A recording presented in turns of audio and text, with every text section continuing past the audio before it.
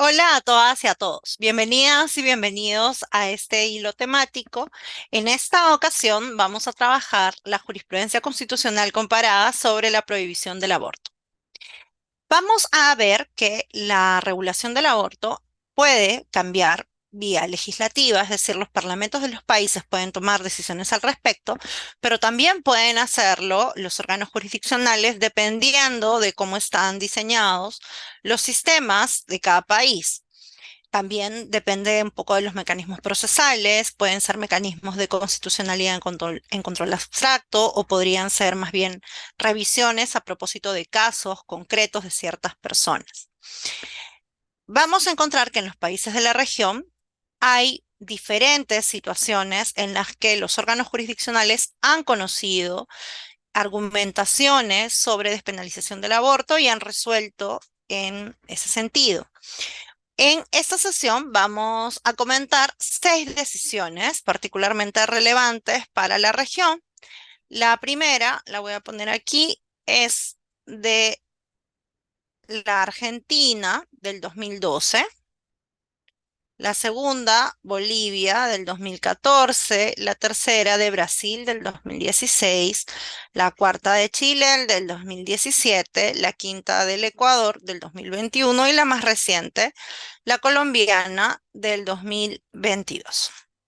Veamos entonces estas 6 decisiones y por qué son tan importantes para poder mirar cómo los órganos jurisdiccionales de los países han ido tomando decisiones en esta materia. En primer lugar, tenemos la sentencia argentina, por la cual la Corte Suprema de la Justicia de la Nación de este país interpretó los alcances de una norma penal que despenalizaba el aborto para casos de violación en los que el proceso gestacional fuera consecuencia de un acto de violencia sexual, pero fraseaba de la manera en que lo tenemos puesto acá. La víctima tenía que ser una mujer con discapacidad mental, pero la frase que ponía era mujer idiota o demente. Una descripción que hoy día es inaceptable, ¿no? Entonces, diríamos que era la habilitación para mujeres siempre que tuvieran solo discapacidad mental. El caso, conocido como causa FAL, resuelto por la Suprema Corte de la Justicia de la Nación de la Argentina, fue resuelto por eh, pedido de una madre que tenía una hija de 15 años, víctima de violación sexual, que solicitó la interrupción del embarazo. Y lo que señalaba era que era inconstitucional hacer una lectura restrictiva de la norma penal que despenalizaba este supuesto aborto, porque el hacer una lectura restrictiva suponía hacer que esto solo se aplique para las mujeres siempre que tuvieran una discapacidad mental y cerrar la puerta para otras víctimas de violación sexual. Lo que hizo el Poder Judicial de la Argentina fue cerrar la, digamos, interpretación restrictiva, decir que esta ya no era admisible, acabar con ella y más bien dar pase a una interpretación abierta, a una interpretación mucho más abarcadora de lo que se entiende por víctimas de violación sexual y por lo tanto señaló que la norma penal debía ser entendida en pro de los derechos de las mujeres. Y para eso se basó en los derechos a la igualdad, en comparación de en derechos de las víctimas de violencia sexual con y sin discapacidad,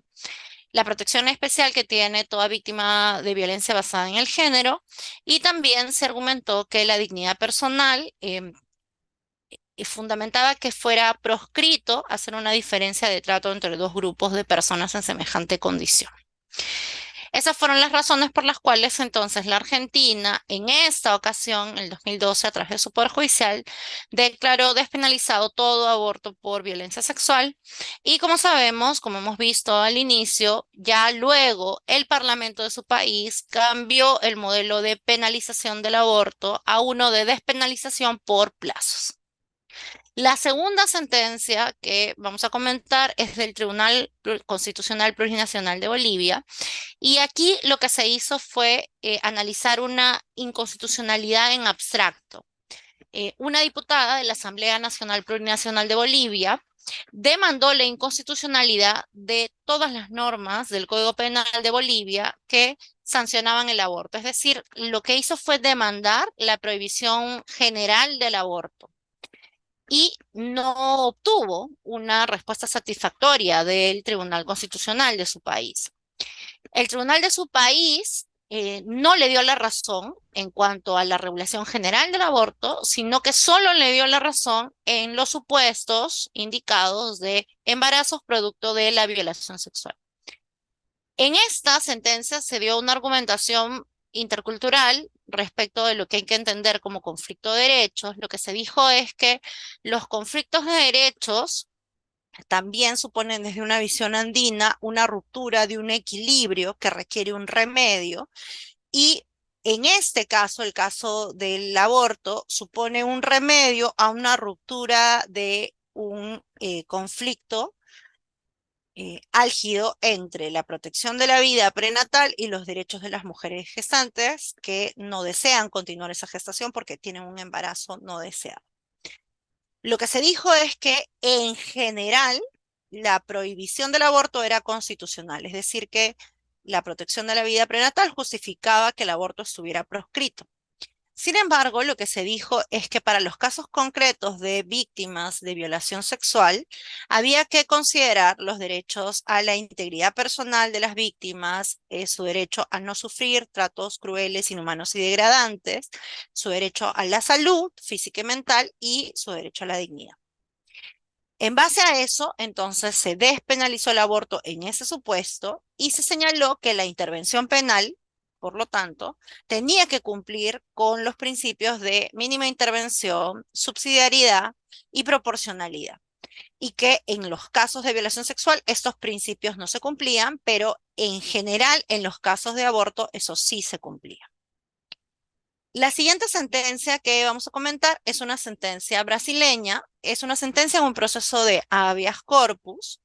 en el que a propósito de unos pedidos de prisión preventiva para unas mujeres en concreto y un personal de salud que estaba siendo denunciado por delito de aborto, a propósito de ese caso se analizó la constitucionalidad del marco penal sobre aborto. Lo que hace el tribunal, en este caso, el Tribunal Superior de Justicia de Brasil, es señalar que cuando hay un conflicto en relación a una gestación, es irremediable admitir que hay dos intereses que están intrínsecamente eh, vinculados y que la resolución de uno conlleva un pronunciamiento sobre el otro. Esos intereses son la protección de la vida prenatal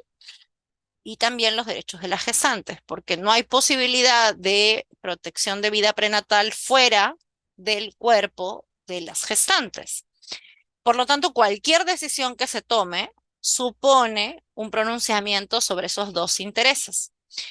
Si hay dos intereses, allí hay, por lo tanto, un conjunto de consideraciones en ambos casos que tomar. No es solamente la protección de la vida prenatal la que está en juego, sino que los derechos de las mujeres están íntimamente vinculados porque es allí en donde la vida prenatal irremediablemente tiene que crecer durante los primeros estadios de su desarrollo. Lo que se dijo en esta sentencia, a diferencia de la boliviana que hemos comentado, es que a consideración del Tribunal Superior de Justicia del Brasil, la penalización del aborto en general sí era problemática e inconstitucional porque suponía una prelación de la vida prenatal que omitía los derechos de las mujeres a su autonomía, a su integridad, el catálogo de derechos sexuales y reproductivos y que tenía impactos respecto de la igualdad de género, es decir, la igualdad entre hombres y mujeres, pero que también tenía un impacto entre mujeres, entre aquellas mujeres de menos recursos económicos y aquellas mujeres de mayores recursos económicos. Entonces, lo que se dijo en esta ocasión es que en general los 3 primeros meses de la gestación debieran considerarse despenalizados. Ese fue el sentido del pronunciamiento del Tribunal Superior de Justicia del Brasil. La siguiente sentencia que vamos a comentar es una sentencia que podríamos denominar de carácter preventivo. El Tribunal Constitucional de Chile no se pronunció sobre un caso en concreto, ni una ley que ya estuviera vigente, sino sobre un proyecto de ley. El proyecto de ley que en el 2017 propuso despenalizar el aborto cuando estuviera en riesgo la vida o la salud, cuando estuviera en riesgo la vida exuterina, refraseo, cuando la vida exuterina más bien no tuviera posibilidad de ser, y la siguiente, cuando el embarazo fuera producto de violación. Esas tres causales se analizaron por el Tribunal Constitucional antes de ser aprobadas por el Congreso chileno. Y lo que dijo el tribunal es que en general, era correcto que en atención a la protección de la vida prenatal, el aborto siguiera penalizado y que las tres causales que se estaban excluyendo de la penalización tenían un carácter excepcional. Es cierto que en esas tres causales la primacía de los derechos de las mujeres era lo que se prefería, es decir, se le daba precedencia a los derechos de las mujeres, pero no era una despenalización absoluta, sino era una despenalización excepcional. Y además eran situaciones en las que la interrupción del embarazo no dependía de la decisión de la gestante, sino que dependía del cumplimiento de una serie de requisitos externos a ella. Por esas consideraciones, el Tribunal Constitucional chileno señaló que la propuesta era constitucional, es decir, que la constitucionalización de la despenalización por indicaciones era adecuada. Sin embargo, contrario censo, dejó entrever que la despenalización general del aborto no era un modelo que este colegiado del Tribunal Constitucional de Chile apoyara. La siguiente sentencia que vamos a comentar es la sentencia ecuatoriana pronunciada por la Corte Constitucional del Ecuador. Es una sentencia de control abstracto en la que se analizó los artículos del Código Penal del Ecuador que despenalizaban el aborto y señalaban que el aborto no estaba sancionado en dos supuestos. Primer supuesto, cuando estuviera la vida de las mujeres en riesgo, y segundo, cuando el embarazo haya sido producto de una violación sexual, y nuevamente no contra todas las mujeres, sino que hacía toda esta formulación solamente para mujeres con alguna discapacidad mental. Es un caso, por lo tanto, análogo al de la Argentina. Lo que hizo la Corte Constitucional del Ecuador fue declarar inconstitucional esta disposición de limitar el aborto despenalizado y legal a los supuestos de gestaciones producto de violación sexual y señaló que no se podía hacer una diferenciación objetiva y razonable entre mujeres víctimas de violencia sexual con discapacidades mentales incluidas, y mujeres víctimas de violencia sexual, violación sexual, sin discapacidades. Se dijo aquí que la vida prenatal se reconocía en la Constitución ecuatoriana, es un valor protegido, pero es un valor protegido no absoluto y por lo tanto el Código Penal ya contemplaba circunstancias de permisión del aborto. Lo que se dijo es que había que primar un acceso a esta prestación no punible que no diferenciara irrazonablemente entre las mujeres por una condición de discapacidad o no, y en atención al principio de igualdad, considerando el derecho de autonomía, que aquí se denominó sexual y reproductiva, y la integridad personal. En base a eso, lo que se señaló es que era inconstitucional una diferenciación de este tipo. Por último, vamos a comentar la sentencia colombiana. La sentencia colombiana del 2022 tiene su antecedente en una sentencia del año 2006. En el año 2006, a través de la sentencia C de constitucionalidad 355 de ese año, le permitió a la Corte Constitucional de Colombia pronunciarse por primera vez sobre la penalización del aborto en ese país. El aborto está penalizado en Colombia hasta ese año siempre, pero en ese año se señaló que debía despenalizarse, es decir, debía ser legal en tres circunstancias que ya hemos señalado. Por ejemplo, en Chile, protección de la vida y salud de las mujeres, embarazos productos de una violación o malformaciones incompatibles con la vida extrauterina, malformaciones fetales. Esa sentencia del 2006, por lo tanto, se consolidó en el país y se presentó una demanda para revisar ese régimen, es decir, el régimen de permisión del aborto por indicaciones y pasar de ese régimen a un régimen de permisión del aborto por plazos. Lo que se dijo en esta sentencia es que la penalización del aborto se justifica, pero la penalización del aborto no debería ser la misma ni con la misma intensidad durante todo el proceso gestacional.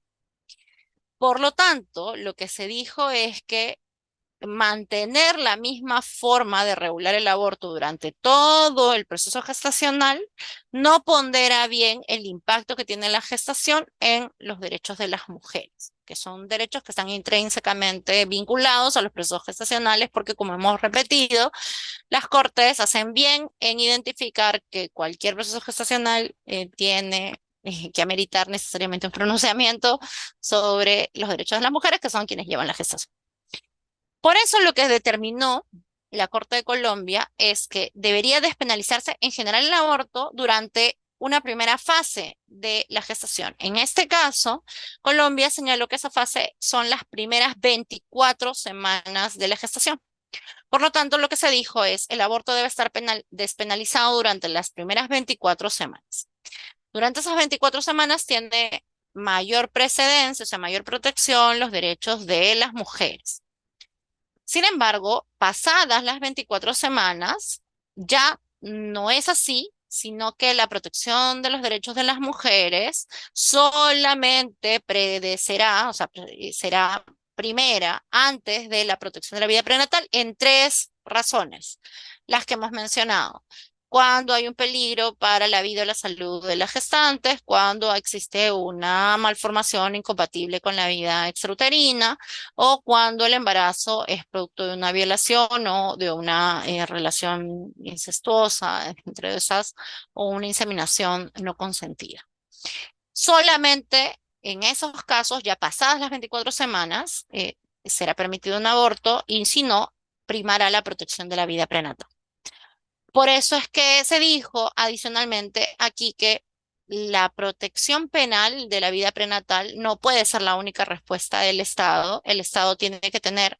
múltiples respuestas porque la protección penal lo que ha hecho es aumentar la vulnerabilidad de las mujeres y exponer su salud al aborto inseguro. Por eso esta sentencia además contiene disposiciones sobre políticas integrales de salud, sobre acceso a la información prenatal, es decir, pre a la concepción, inclusive anticonceptiva, pero también luego de los embarazos para evitar nuevos embarazos, la eliminación de cualquier obstáculo que le permita a las personas ejercer sus derechos de libertad en la esfera sexual y reproductiva, que tú tengas información, pero también el acceso a los insumos anticonceptivos y que el embarazo no deseado sea una realidad que disminuya, que si la gente tiene embarazos sean deseados y que se incluya la educación sexual integral como un componente primordial para todas las personas a lo largo de su ciclo de vida. Eso supone una política integral que va más allá entonces de penalizar o no el aborto. Eso es algo en lo que esta sentencia de la Corte del año 2022, la sentencia C de constitucionalidad 055, pone mucho énfasis, porque señala que la única alternativa, entenderla como única alternativa, el criminalizar o no, es, digamos, optar por renunciar a la obligación del Estado de garantizar los derechos de las personas de la manera más integral, que es como tiene que hacerse. Aquí, por lo tanto, se usó en la argumentación los derechos de las mujeres a la salud, a la integridad y a la vida, eh, por las incidencias que tiene la criminalización en un grupo de mujeres, bueno, no en todas, pero en un grupo de mujeres mucho más acentuada que en otras. Si entonces quisiéramos resumir un poco lo que hemos señalado hasta acá, en todas las sentencias de la región, lo que se menciona es que es necesario considerar dos intereses constitucionalmente relevantes y tener presentes que cualquier modelo que se adopte, tanto legislativamente o por vía de los órganos jurisdiccionales, supone una mayor protección de la vida prenatal a costa de los derechos de las mujeres o una plenitud de los derechos de las mujeres, sacrificando la vida prenatal, y que esas decisiones tienen que ser tomadas de forma proporcional. La mayoría de las decisiones de la región ha sido por el modelo de indicaciones, es decir, situaciones en las que los derechos de las mujeres tienen precedencia y otras no. La regla es que más bien no tienen precedencia y solo en esas excepciones, causales o excepciones, se precede. Por ejemplo, la violación o el aborto terapéutico o las malformaciones incompatibles con la vida extrauterina. Más bien es reciente, como en los pronunciamientos de Brasil o de la Corte Colombiana del 2022, que se maneje la constitucionalidad en términos de plazo, es decir, la protección de la vida prenatal debe conservarse desde un punto de la gestación ya avanzado en adelante, pero previa a esto la protección de los derechos de las mujeres es lo que debería tener una regla de precedencia. Para quienes tengan interés en revisar un poco más sobre cómo se hace este examen de proporcionalidad respecto a los intereses en juego, dejo un texto que escribimos con mi colega Juan Carlos Díaz Colchado, especialista también en Derecho Constitucional, sobre el caso concreto de la violación sexual, pero en general sobre cómo se analizan los intereses constitucionales detrás de una situación de aborto. Y para quienes quieren profundizar en la última sentencia colombiana, dejo una hoja informativa del Fondo de Población de las Naciones Unidas de Colombia sobre por qué esta sentencia C055 debiera ser conocida porque extrae los argumentos principales y hace un resumen un poco del contexto en el que se da. Dicho eso, les agradezco mucho la atención y nos vemos en el último subtema de este módulo. Gracias.